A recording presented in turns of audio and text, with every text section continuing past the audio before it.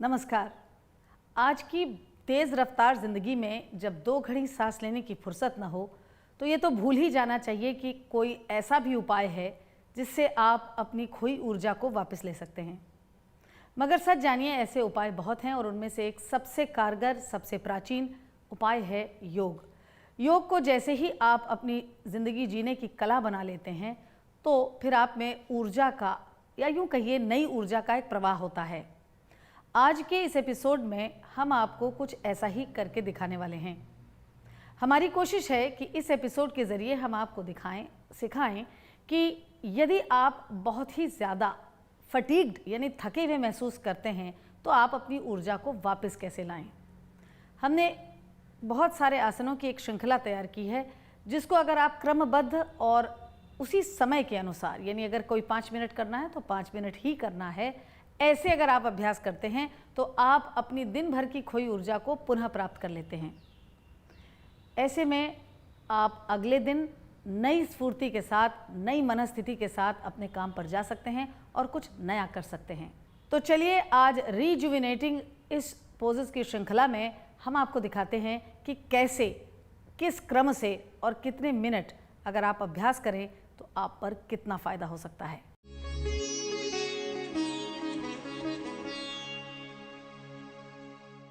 अब हम आपको 3 आसन एक साथ दिखा रहे हैं जो रिजुविनेशन के लिए बहुत ही कारगर हैं और बहुत आसान हैं। जिसमें सबसे पहले आप देखेंगे कि अक्षमा जो हैं, जो दंडासन में बैठी हैं, वो सिंपल लूज क्रॉस लेग में बैठेंगी, यानी अलती पलती मारेंगी और हमने एक बोस्टर दिया, इसके ऊपर ये लेट जाएंगी।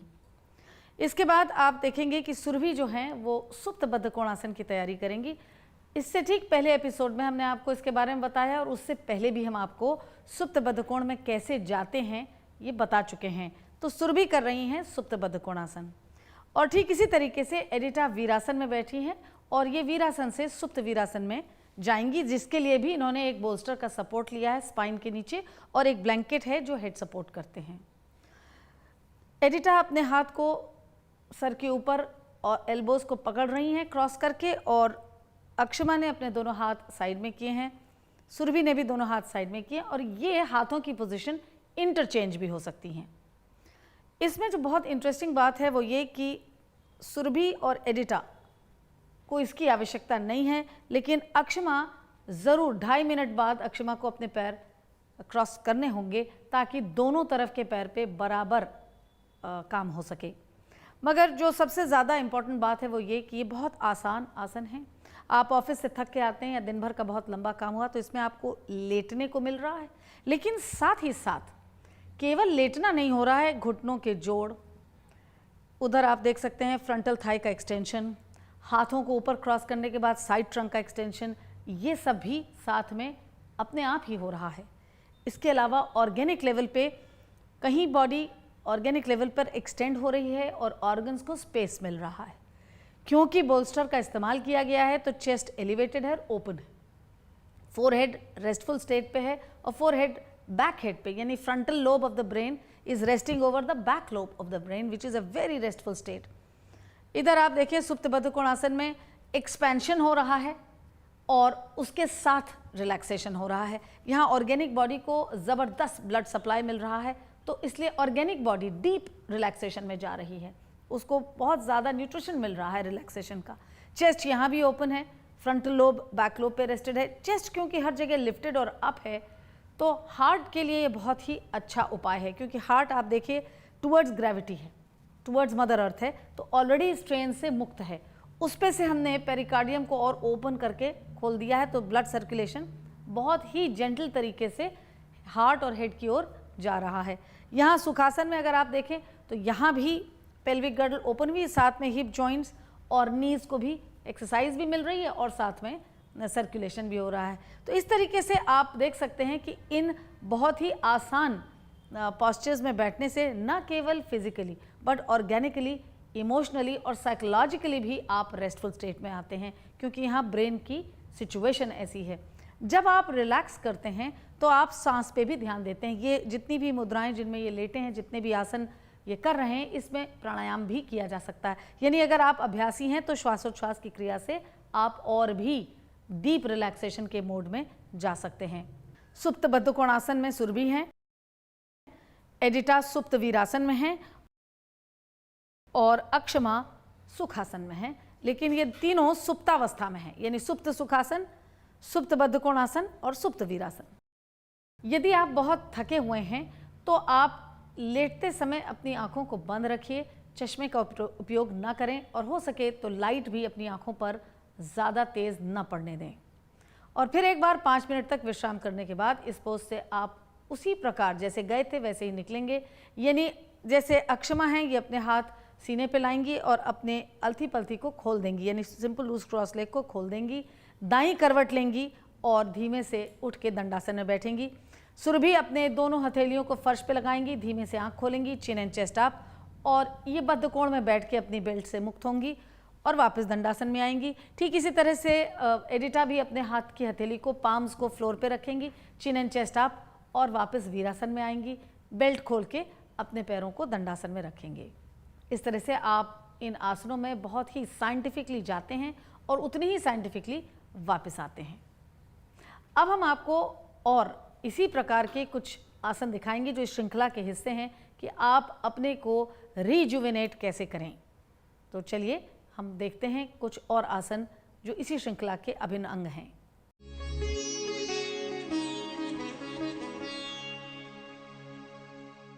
अब हम आपको 3 आसन एक साथ फिर से दिखाने जा रहे हैं, जिसमें अक्षमा करने जा रही हैं उत्तानासन, लेकिन ये उत्तानासन सपोर्टेड होगा। सुरभि करने जा रही हैं अधोमुख श्वानासन, वो भी सपोर्टेड होगा, और एडिटा करने जा रही हैं प्रसारित पाद उत्तानासन, और वो भी सपोर्टेड होगा। जब हम फोरहेड को सपोर्ट करते हैं या क्राउन ऑफ द हेड को सपोर्ट करते हैं, तो बेसिकली हम केवल हेड को नहीं सपोर्ट करते, बल्कि उसके सर्कुलेशन को भी बहुत ही जेन्युइन तरीके से नीचे लाते हैं। वो गशिंग नहीं होता, और जितनी नर्व्स हैं उनको बहुत ज़्यादा सुकून के साथ हम फोरहेड पे रेस्टफुल स्टेट पे लाते हैं। ये एक बहुत ही अद्भुत तरीका है अपने फ्रंटल लोब को बहुत काम डाउन करने का, यानी जो लोब इंटेलिजेंस का है, जिससे आप जो हाइपर एक्टिव रहता है। हम क्यों थकते हैं? हम थकते इसलिए हैं कि हमने बहुत ज़्यादा शारीरिक काम किया हो, या हम तब भी बहुत थकते हैं जब हमने मानसिक काम किया हो। तो इस तरह से पोस्चर को करने से, जहां आपका फोरहेड सपोर्टेड है, आपका पूरा शरीर एक सम में है, वहां आपको रिजुविनेशन बहुत जल्दी होता है। यहाँ न केवल नर्व पैसिफाई होकर रिजुविनेट हो रही हैं, बल्कि ऑर्गेनिक बॉडी कहीं मसाज से रिजुविनेट हो रहा है, कहीं लंबा करने से रिजुविनेट हो रहा है, और कहीं एक्सपैंड करने से रिजुविनेट हो रहा है। So these are the angles on which when you work they perform, they give you in a different way the results. अक्षमा का पोज देखें, इन्होंने उत्तानासन किया है, इन्होंने अपने दोनों हाथ की एल्बोज को पकड़ा है। आप इसको और भी सहज बनाने के लिए एंकल्स पकड़ लीजिए अक्षमा, flex your elbows to the side, ये और भी रेस्टफुल सिचुएशन है। तो डिपेंडिंग अपॉन योर फटीग, इसमें एक बात इनको और भी याद रखनी होगी कि कितने मिनट रहना है। तो 2 मिनट मिनिमम से लेके 5 मिनट तक। यदि अक्षमा के पास ये हाइट ना होती, ये लेंथ नहीं होती, तो ये कोई ऊंचा सपोर्ट सिस्टम भी ले सकती थी। अब अगर हम सुरभि की ओर जाएं, तो इन्होंने सेंटर ऑफ द आईब्रो को रेस्टफुल स्टेट में लाके रखा है, जिससे पूरा फोरहेड रेस्ट में जा रहा है। एक्सटेंशन बहुत अच्छा हो रहा है साइड ट्रंक का, तो बॉडी वेट छत की ओर ले जाया जा रहा है। तो कहीं भी बॉडी वेट का स्ट्रेन हार्ट या हेड पे नहीं है।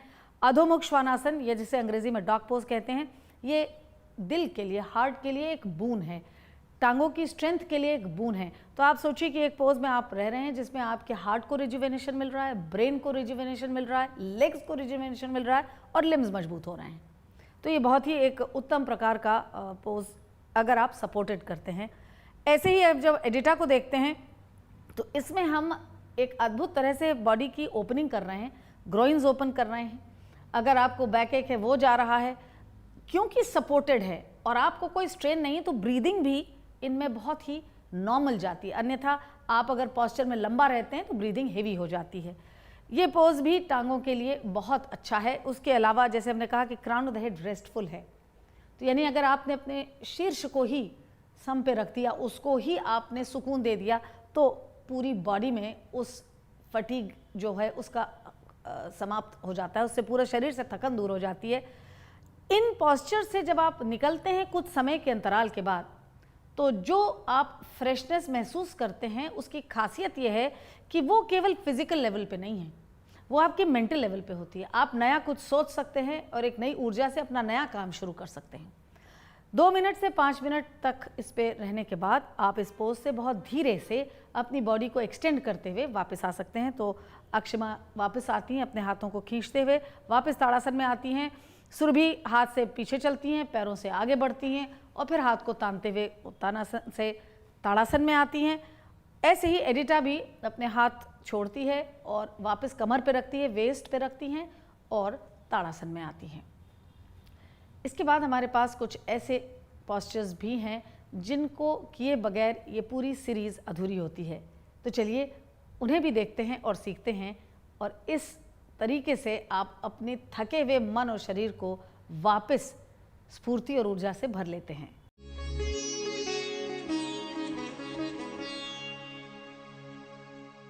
अब हम आपको रिजुविनेशन पोजेस की श्रृंखला में इन्वर्जन यानी शीर्षासन और सर्वांगासन हलासन दिखाने जा रहे हैं। हमने शीर्षासन, सर्वांगासन और हलासन बहुत ही तफसील से आपको 2 एपिसोड्स में दिखा रखा है। अब आप देखेंगे सीधे सुरभि शीर्षासन में जा रही हैं जो रोप पे करेंगी, और अक्षमा चेयर की सपोर्ट से सर्वांगासन में जाएंगी। गुरुजी कहा करते थे कि यदि आप ऑफिस से थक के आएँ या किसी बहुत लंबे दिन के काम के बाद थक के आएँ, तो 4 पोजेज ही अगर आपके पास समय हो करने का तो वही कर लें, वही जीवनदायिनी हैं। और उनमें से थे शीर्षासन, सर्वांगासन, हलासन, सेतुबंध सर्वांगासन और विपरीत करनी। और अब हम आपको वही दिखाने जा रहे हैं। चेयर के सपोर्ट से आपकी एनर्जी का लॉस बिल्कुल भी नहीं होता है, क्योंकि everything is done by chair.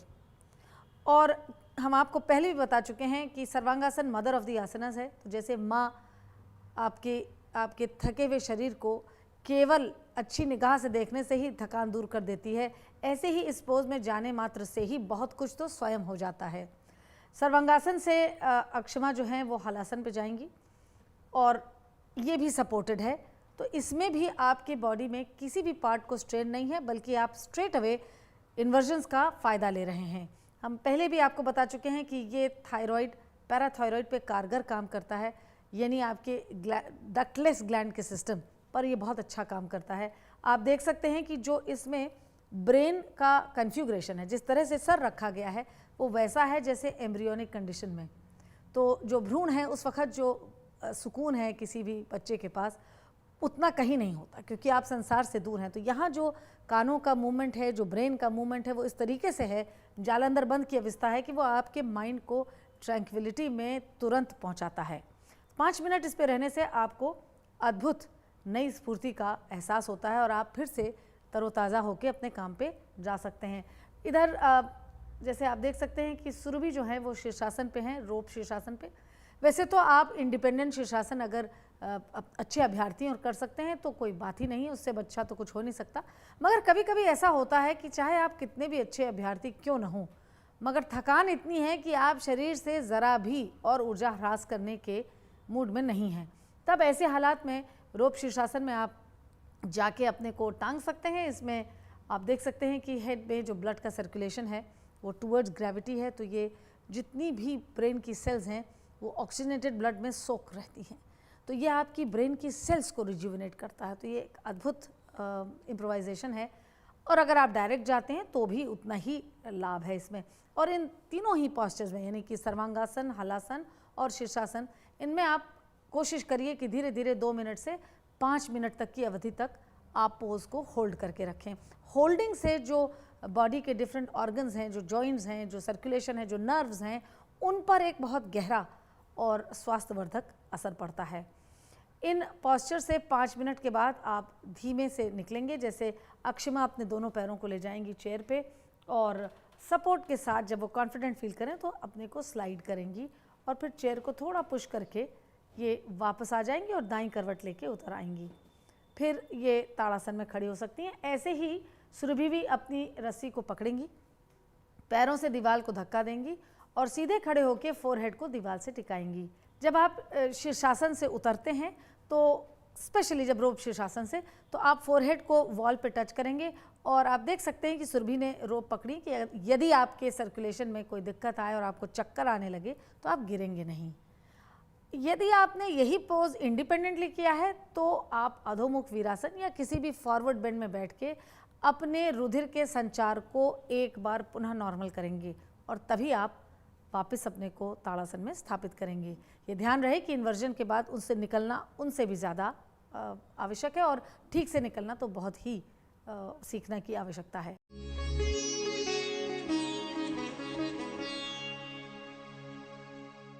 अब हम आपको 2 ऐसे आसन दिखाने और सिखाने जा रहे हैं जो रिजुविनेशन साइकिल के बहुत ही अभिन्न अंग हैं, खास जिनमें से एक तो गुरुजी की एक अद्भुत खोज है। उस एक खोज के लिए गुरुजी न केवल अपने समय में जाने गए बल्कि भविष्य में भी याद रखे जाएंगे। तो आपको एडिटा तो करके दिखाने जा रही हैं सेतुबंद सर्वांगासन का इम्प्रोवाइजेशन, जो बोल्स्टर पे है। ये न केवल बहुत ही आरामदेह है बल्कि आसान भी है। आपने एक बोल्स्टर लगाया है और इसमें आप सेतुबंद सर्वांगासन में लेट जाते हैं। सेतुबंद के बारे में हम आपको 2 और भी एपिसोड में पहले दिखा चुके हैं। और दूसरा जो है जिसके लिए गुरुजी को सारा कुछ श्रेय जाता है वो है विपरीत करनी। इसमें सुरभि जो हैं अपने को साइड वाइज दंडासन में बैठा के और फिर रस्सियों के सहारे दीवार पर अपने पैरों को सीधा खड़ा रखती हैं। अभी समय के अभाव के कारण हम आपको विपरीत करनी डिटेल में नहीं पढ़ा रहे हैं, लेकिन अगले ही एपिसोड में हम आपको इसके बारे में बहुत ही डिटेल में जानकारी देंगे। आप देख सकते हैं कि विपरीत करनी में सुरभि के पैर दोनों दीवार पे हैं और जो सीधे हैं, पैर के पंजे टाइट हैं, और सुरभि बहुत ही आराम से बोल्स्टर के ऊपर लेटकर अपनी आंखों को बंद करके 5 मिनट इसमें विश्राम कर सकती हैं। लेकिन इसमें जो बहुत खास बात है देखने वाली वो ये है कि ब्लड जो पैरों से आके दिल में जाता है, जिसकी वजह से हार्ट को पंप करना पड़ता है, वो यहाँ टूवर्ड्स ग्रेविटी ऑटोमेटिकली हो रहा है। यानी आप हार्ट को ज़बरदस्त रिलैक्सेशन के मोड में लाके रख रहे हैं।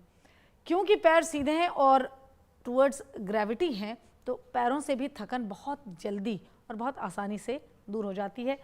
पेल्विक गर्डल जो है वहाँ पे आके पैरों का रुधिर इकट्ठा होता है, और आप देख सकते हैं कि पेल्विक गर्डल यहाँ एक सॉसर शेप स्ट्रक्चर बना रही है, और फिर उस सॉसर शेप स्ट्रक्चर से रुधिर हार्ट की ओर बहुत ही जेंटली परकोलेट करता है, बहुत धीमे धीमे जाता है। वो अगेन हार्ट को रिफ्रेश करता है और रिजुविनेट करता है। तो इस पोज से हम ये कहते हैं कि आप अपने अभ्यास की शुरुआत कर सकते हैं। अगर किसी दिन आप अभ्यास में जाते समय ही आपको लगे कि करना तो है अभ्यास लेकिन थकन बहुत है, तो आप विपरीत करनी से अभ्यास की शुरुआत भी कर सकते हैं और इसको एज अ शवासन भी यूज़ कर सकते हैं। मगर इसका उपयोग बीच में अपने अभ्यास के नहीं करेंगे, क्योंकि ये आपको बहुत ही डीप रिलैक्सेशन देता है। ये दोनों पोजेज में आप 5-5 मिनट की अवधि में ज़रूर रहेंगे, उससे कम करने से इनका फ़ायदा बहुत ही कम होगा। इसलिए इन्हें सेतुबंद सर्वांगासन भी 5 मिनट और विपरीत करनी भी 5 मिनट आपके लिए करना अनिवार्य है। ध्यान रहे, अगर आप मेंस्ट्रुएशन साइकिल से गुजर रहे हैं तो विपरीत करना आपके लिए बद्ध है, नहीं करेंगे आप, तब उस वक्त हम इसको अलाउ नहीं करते, क्योंकि आप देख सकते हैं कि इसमें ब्लड सर्कुलेशन वापस ऑर्गेनिक बॉडी की ओर जा रहा है। आप इस बात का ज़रूर खास ध्यान रखिएगा कि इसे आप मेंस्ट्रुएशन साइकिल के दौरान न करें। फिर इस पोज से निकलने के लिए आप अपने पैरों को मोड़ेंगे और धीमे से अपने शरीर को दीवार से धक्का देके पीछे की ओर लाएंगे, दाईं करवट लेंगे और धीमे से उठकर आप दंडासन में आएंगे।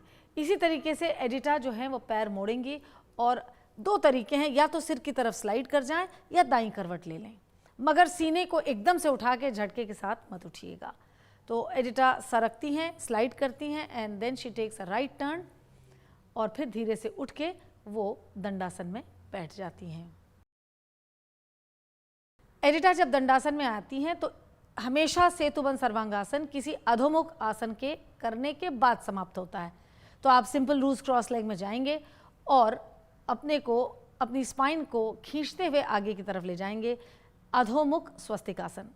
इससे सेतुबंध में जो भी पीठ में या कमर में कैच आया हो या ज़्यादा खिंच गया हो वो वापस ठीक हो जाता है। और यही क्रिया आप अपने दूसरे पैर से भी करेंगे। फिर आप धीरे से सांस लेते हुए उठ जाएंगे और पुनः दंडासन में आएंगे। जैसे हमने आपको बताया कि विपरीत करनी शवासन का काम कर सकता है क्योंकि ये डीप रिलैक्सेशन है। फिर भी यदि आपके पास समय हो तो आप इसके बाद शवासन भी कर सकते हैं। इस तरीके से आप रिजुविनेटिंग पोजेस की श्रृंखला को अभ्यास करने से तरोताज़ा हो जाते हैं और ये केवल शारीरिक स्तर पर नहीं रहता, ये मानसिक स्तर पर भी रहता है। हमें यकीन है कि आप इस पूरी श्रृंखला को अपने अभ्यास में ज़रूर इस्तेमाल करेंगे।